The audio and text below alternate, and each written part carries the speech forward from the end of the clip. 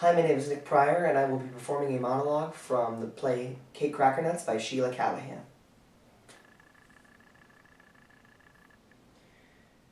Okay, her name was Mother, and she was mine. She spent most of her days shrouded in a shrivel of herself that grew tighter and tighter by the day, and I watched it happen. She was sick, you see, sick on a stick that in a stylish, chronic way people like to talk about from their throats instead of their mouths.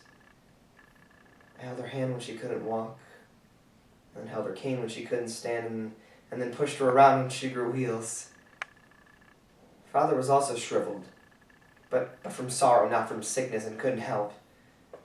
Brother was a coin flipping itself, so no help either. It was me and me. But Mother was so radiant and weightless, wrapped in her affliction like cotton candy, and her pretty sickness was forever aglow.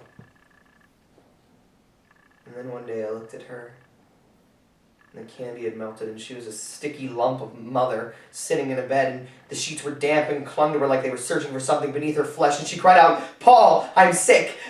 And I said, "I know." And she said, "No, it's different this time." And I knew, but I pretended I didn't.